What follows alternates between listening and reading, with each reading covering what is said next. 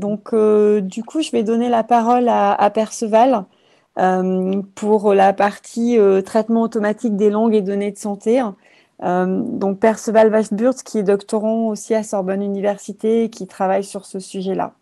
Donc, je vais passer un peu rapidement les slides pour arriver à sa présentation. Mais Perceval, je te donne la parole. Ah, c'est à vous. Très bien, merci. Alors, est-ce qu'on peut revenir au début? Presque. Après, impeccable. Vous m'entendez bien? Parfait. Très bien. Donc, bonjour à tous. Merci d'assister à cette présentation autour du traitement automatique des langues et des données de santé dans l'entrepôt de la PHP. Donc, je m'appelle Perceval Weisburst et j'effectue une thèse au laboratoire Linux. Cette présentation traitera dans un premier temps du cadre générique de structuration d'un projet d'extraction d'informations dans les textes. Et dans un second temps, j'effectuerai un focus assez bref sur la tâche particulière de normalisation des concepts médicaux dans les textes de santé. On me demande d'écrire mon nom de famille, j'y reviendrai après. L'objectif principal, parfait, que l'on souhaite atteindre est la structuration ou l'extraction d'informations présentes uniquement dans les comptes rendus cliniques. Ce problème fait intervenir des objectifs de collaboration entre les différentes parties prenantes, donc c'est-à-dire la facilitation du dialogue entre les différents experts en médecine, en gestion de données, en traitement de la langue. Il y a aussi des enjeux de coordination, comment mutualiser les efforts entre les différents projets pour éviter de résoudre plusieurs fois les mêmes problèmes, des enjeux de méthode pour réduire le temps nécessaire à annoter les comptes rendus si et annotation de compte rendu il faut. Et des enjeux d'évaluation pour définir des métriques afin d'évaluer les méthodes choisies. Enfin, le déploiement, il faut songer au déploiement de la méthode pour que le système développé de traitement du texte soit mis à disposition sur l'entrepôt. Slide suivante, parfait. On peut observer donc le problème de structuration des textes à différents niveaux de granularité, donc à différents niveaux de zoom. Il existe ainsi différents types de tâches d'extraction d'informations. Donc, l'extraction de concepts, c'est-à-dire l'extraction, la segmentation des textes, la normalisation, on y reviendra, l'extraction des relations entre les différents concepts relevés dans les textes, la classification des documents et enfin la classification au niveau des patients tout entier. Il ne s'agit pas spécialement d'un ordre de difficulté, mais plus d'un ordre de granularité. Il sera ainsi possible, sans que ce soit pour autant forcément nécessaire, d'utiliser des informations extraites dans les premières étapes pour effectuer les étapes suivantes. Donc, une des premières tâches vise à segmenter le texte pour en extraire ce qu'on appelle des concepts ou des entités nommées. On peut parfois faire face à certaines variantes de cette tâche, à extraire des concepts non continus ou des concepts imbriqués les uns dans les autres. Il est possible, donc, une fois les concepts segmentés, c'est-à-dire vraiment surlignés dans un texte automatiquement, il est possible de les typer. Donc, par exemple, en attribuant une polarité, donc positif ou négatif, une mesure d'incertitude ou une temporalité. Est-ce que c'est un événement qui est prévu ou qui est passé? Ce genre de choses. Donc, comment est-ce qu'on fait ça concrètement? Parmi les différentes méthodes qui existent, on peut compter sur une approche terminologique, par exemple, qui effectue des recherches approximatives de groupes de termes dans une liste prédéfinie de concepts. On peut compléter cette approche avec des règles. Donc, c'est l'exemple qu'on peut voir sur la droite de la slide. Et pour obtenir des annotations un peu plus fines, on peut éventuellement effectuer de l'apprentissage supervisé. On annote alors manuellement les entités à extraire dans un corpus qui deviendra un corpus d'entraînement. Et on espère, on croise les doigts pour que le modèle d'apprentissage qui sera utilisé soit capable de généraliser à de nouveaux documents. Slide suivante, merci. Donc, une fois l'étape de segmentation effectuée, il est possible d'effectuer une étape de normalisation. Donc, qu'est-ce que c'est que la normalisation? C'est une tâche qui vise à appareiller les entités extraites, donc vraiment les zones surlignées, avec une base terminologique de concepts médicaux. Donc, ces bases contiennent souvent plusieurs centaines de milliers d'identités possibles et souvent une minorité seulement ont un synonyme français. Donc, on peut voir sur la gauche, par exemple, un exemple de base terminologique avec des identifiants qui correspondent chacun à un concept médical et quelques formes qu'ils peuvent prendre. Donc, comment est-ce qu'on fait ça? Une première approche vise à effectuer une recherche approximative dans le texte d'une suite de termes présents dans la terminologie. Cette approche est d'ailleurs souvent effectuée en même temps que l'extraction des entités dont je parlais dans la slide précédente. Pour la normalisation en français, il est possible de normaliser les entités en anglais, vers les entités, vers des concepts qui sont présents en anglais, en traduisant d'abord la terminologie, puis en faisant une recherche de termes, ou inversement, en traduisant la zone à normaliser, puis en faisant une recherche de cette zone traduite en anglais vers la terminologie. Enfin, il existe, et j'y reviendrai, des approches par apprentissage, deep learning, etc., qui peuvent nécessiter parfois une annotation manuelle d'un corpus. Slide suivante. Une fois l'étape de segmentation effectuée, il est aussi possible d'effectuer une extraction de relations entre les entités.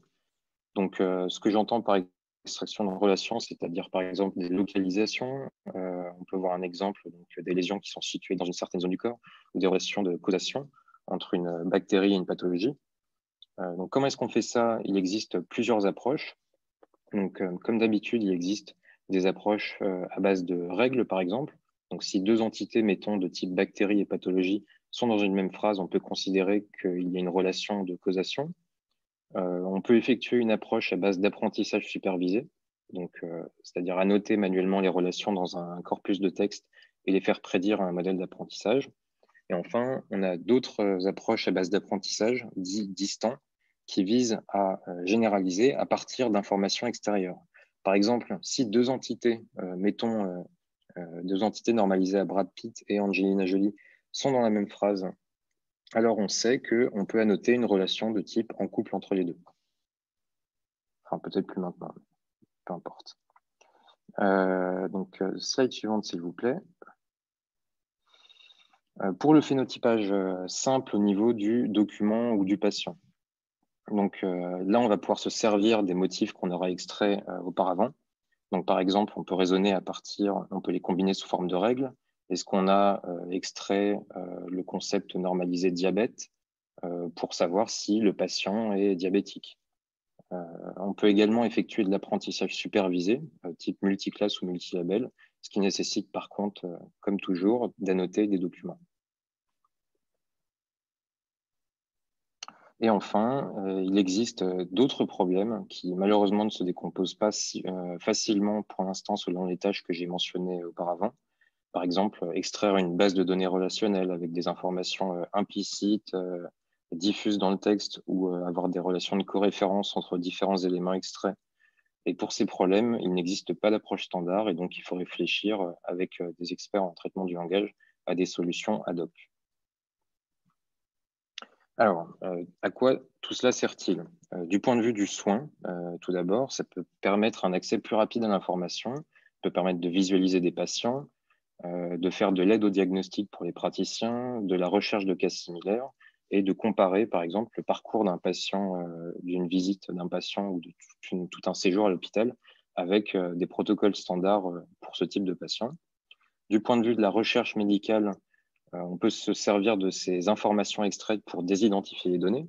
Par exemple, les identités des patients, si elles ont été relevées, on peut les masquer dans les textes. Si on a relevé des groupements, des combinaisons de maladies extrêmement rares et identifiantes, on peut décider de ne pas diffuser le document. On peut également se servir, donc, en but de recherche médicale, à faire de la sélection de cohortes sur la base des informations extraites, des études statistiques et éventuellement de la détection d'effets indésirables de médicaments ou de médicaments. Donc, souvenez-vous de l'exemple avec les relations. On peut extraire, par exemple, une relation à causer entre un médicament et une pathologie.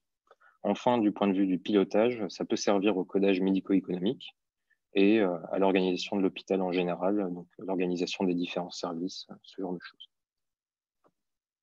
Nous travaillons à l'élaboration d'un protocole standard pour traiter les problèmes de structuration selon les différentes tâches précédemment mentionnées. Mais voilà, c'est encore quelque chose qui est en cours d'élaboration.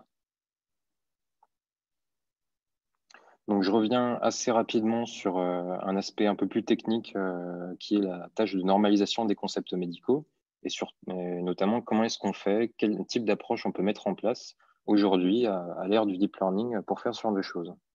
Donc, rapidement, l'objectif de cette tâche est donc d'appareiller les entités nommées souvent extraites auparavant par un modèle d'apprentissage, avec une base terminologique de concepts médicaux. Donc une liste de concepts qui ont pour chacun quelques formes possibles, soit en anglais, soit en français. On peut voir ça comme un problème de classification assez particulier. On a donc une centaine de milliers, voire millions de concepts médicaux ou classes possibles, et extrêmement peu d'exemples par classe, 2 ou 3 en moyenne, ce qui est à peu près l'opposé total des tâches standards de classification. Et dernier point noir de cette tâche, c'est que pour nous autres francophones, la plupart de ces concepts ne sont présents que sous forme anglaise. Seulement 3,5% des concepts dans l'UMLS, qui est en gros la base principale utilisée internationalement pour les informaticiens de la médecine. Seulement 3,5% des concepts de cette base ont un synonyme en français. Donc, comment est-ce qu'on fait pour normaliser des documents cliniques avec ces bases-là? Ah non, c'est bon, parfait. Donc, nous avons choisi d'utiliser, pour réaliser ça, un modèle de classification à base de deep learning. Donc, sans rentrer vraiment dans les détails, nous utilisons un encodeur multilingue BERT. Donc, qu'est-ce que nous permet cet encodeur? Une de ses propriétés, c'est de permettre de représenter sous forme vectorielle une entité textuelle, et propriété multilingue, c'est de le représenter indépendamment de la langue utilisée et d'offrir de bonnes capacités de généralisation. Donc, le postulat de départ, c'est que ce type de modèle qui aura été pré-entraîné sur des données multilingues, si on lui donne par exemple la mention breast cancer et la mention cancer du sein, elle va donner elle va donner une représentation vectorielle similaire.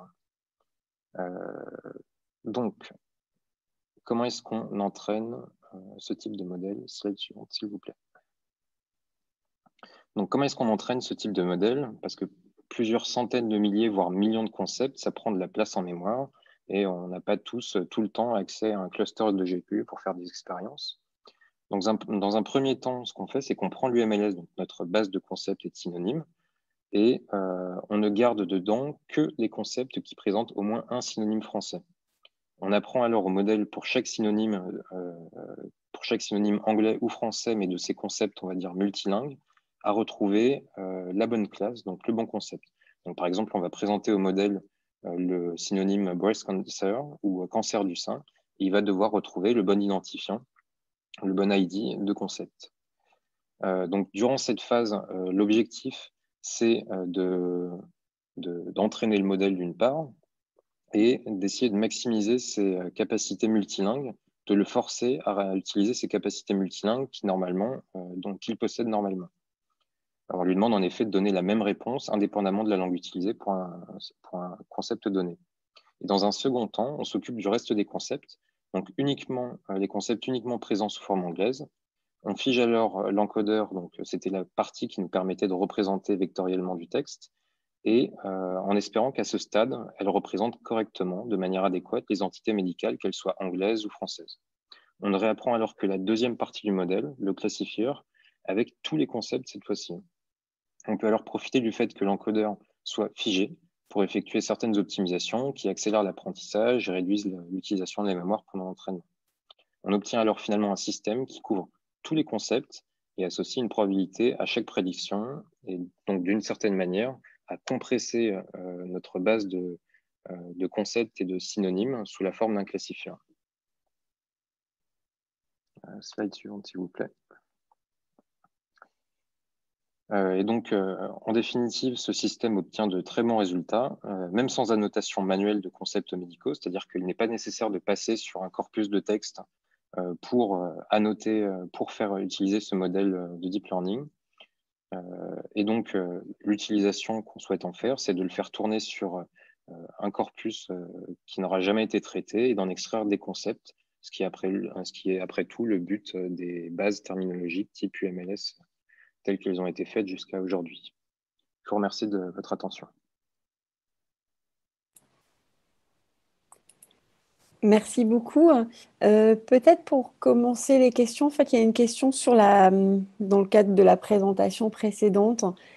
qui était, est-ce que côté APHP, il y a une réflexion sur de la documentation des protocoles de capture d'image pour permettre un meilleur partage en fait? Alors, je me permets de répondre. Ah oui. Il n'y a pas de protocole fait au niveau de l'APHP dans sa globalité, mais il y a des protocoles expérimentaux qu'on est en train de mettre en œuvre justement avec une collègue biologiste qui justement s'occupe de tout ce qui est protocole au sein de- du laboratoire et du CNR lui-même. Mais sinon, au niveau APHP lui-même, non. Pour l'instant, ça reste à explorer. Je vais m'intéresser à ça, mais voilà. Merci. Euh, Là, je pense que ça s'applique aux deux présentations. Est-ce qu'il y a des exemples d'industrialisation des modèles qui seraient publiés dans Medline, pardon? Alors, je ne suis pas sûr de comprendre la question. Je suis navré. Samir, tu veux peut-être prendre, n'hésite pas si tu veux prendre la parole pour préciser ta question. C'est peut-être le plus simple. Je pense que Samir, tu dois être sur mute.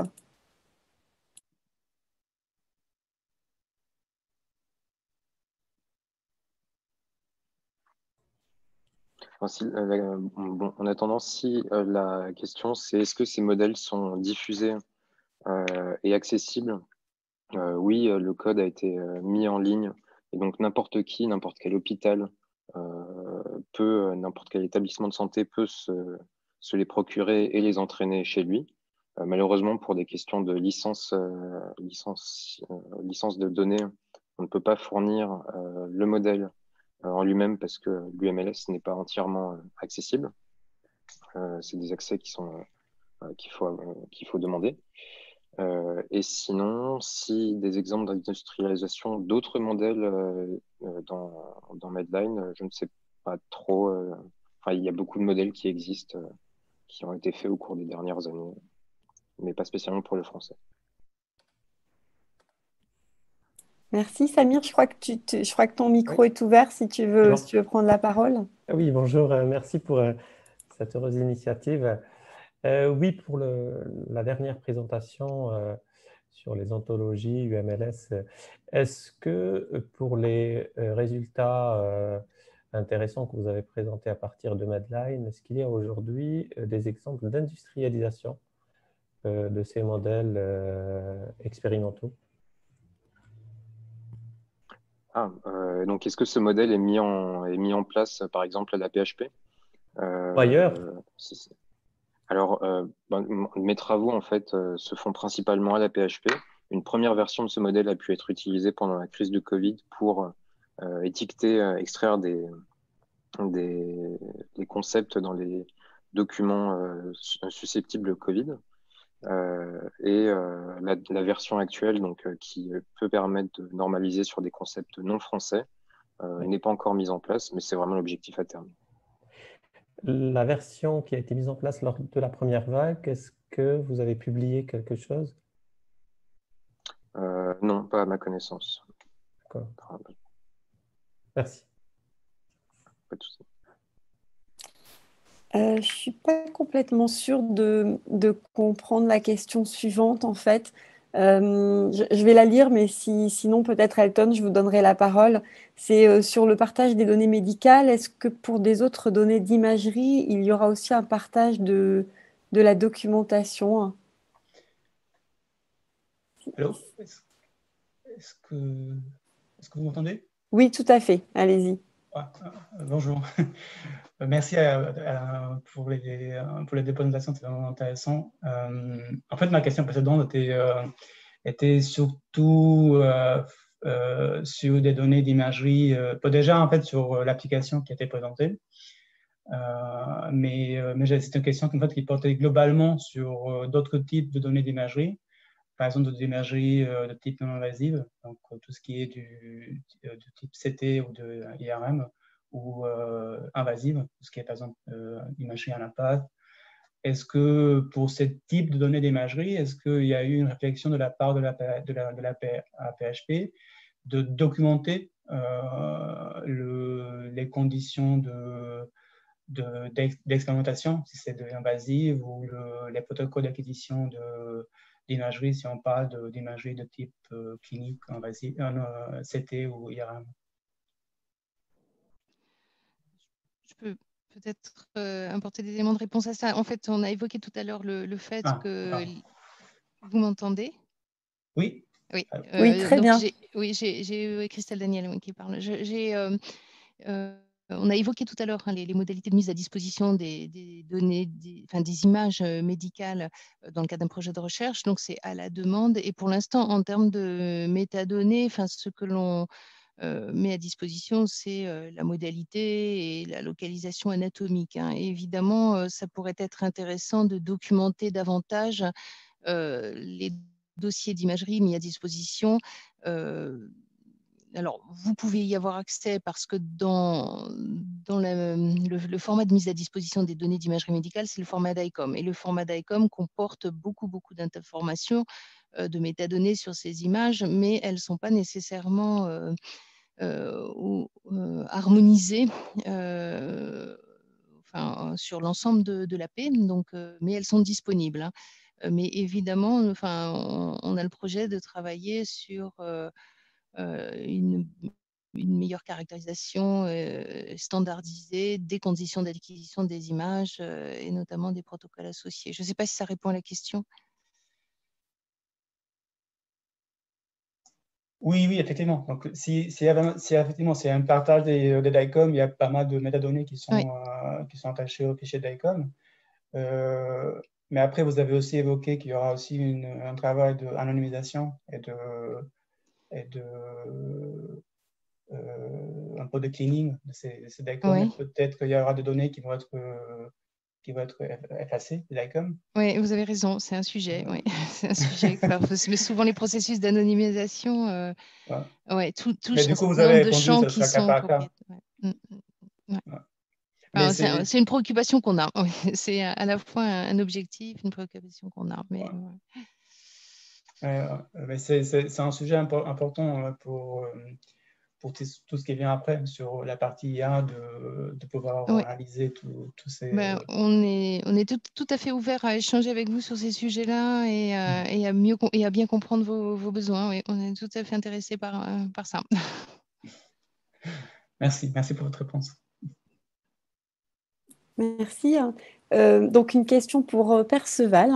Donc, déjà, bonjour et merci pour la présentation. Est-ce que vous avez eu des problèmes relatifs à du bruit, en fait, faute d'orthographe, structure des phrases, et notamment du fait que c'est des comptes rendus médicaux? Et sinon, est-ce que, justement, parce qu'il y avait une absence de bruit, c'est ce qui expliquerait les bonnes performances du modèle?